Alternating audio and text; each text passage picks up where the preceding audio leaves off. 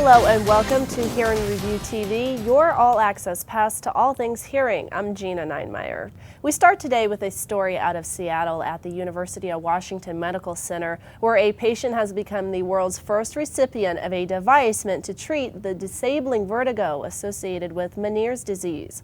Meniere's disease is a condition which affects the hearing and balance with varying intensity and frequency, but can be extremely debilitating. In the United States, Meniere's affects less than 1% of the population. The disease occurs most commonly in people ages 30 to 50, but can strike anyone.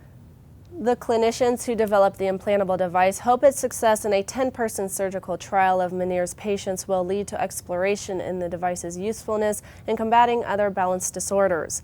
The device being tested, a cochlear implant and processor with re-engineered software and electrode arrays, represents 4+ years of work by Drs. Jay Rubenstein and James Phillips of UW's Department of Otolaryngology, Head and Neck Surgery. According to Dr. Phillips, the device acts as an override and does nothing to change what is happening in the ear, but eliminates the symptoms while replacing the function of the ear until it recovers. Today's broadcast is brought to you by ReSound Alera, the world's first truly wireless hearing aid. Better noise reduction, better environmental control, better feedback management, the best sound quality on record, easy to fit, easy to wear. For more information on Alera, visit www.gnresound.com. And now some encouraging news for the nearly 3,000 Americans diagnosed each year with acoustic neurosis. The cancer, also known as AN, are small brain tumors that can have devastating effects and even fatal consequences for sufferers.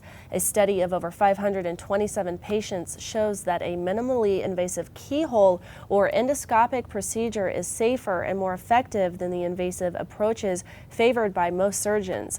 The study found that patients who underwent the keyhole procedure were more likely to have their hearing preserved, experience far less facial paralysis, enjoy fewer post-operative complications, and have faster recovery times than those who underwent the traditional method.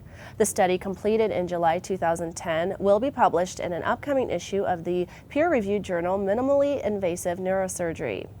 It is always nice to give credit where credit is due. First, New Jersey-based Oticon has announced that Dr. Donald Shum, the company's Vice President of Audiology and Professional Relations, has received the 2010 Distinguished Alumni Award from the College of Applied Health Sciences at the University of Illinois at Urbana-Champaign.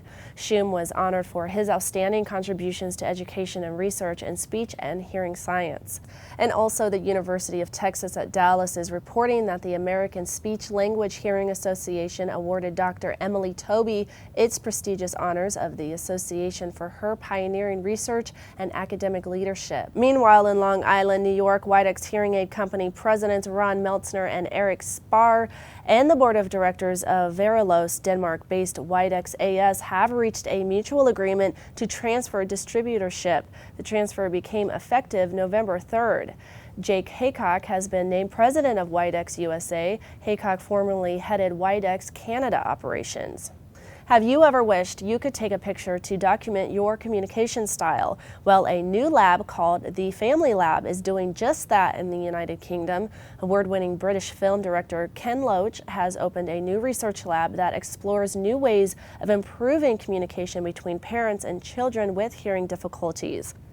The Family Lab films the interaction between parents and their children. Researchers then study the footage and identify moments where parents and children have successful communication.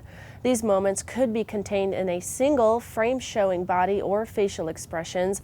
The images are then worked on by the parents to develop their own skills. The program's goal is to help parents build confidence in their own ability to communicate with their child. In a related story from Northridge, California, the award-winning documentary From Silence to Sound by Brooklyn Girl Productions is now available on DVD. The 48-minute film documents the life-changing journey of Justin Garrett, a man profoundly deaf since birth who undergoes bilateral cochlear implantation.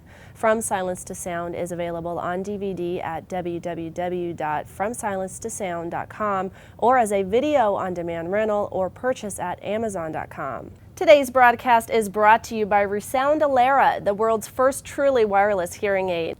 We hope you enjoyed watching and listening to this edition of Hearing Review TV. For more information on these and other stories, please visit hearingreview.com.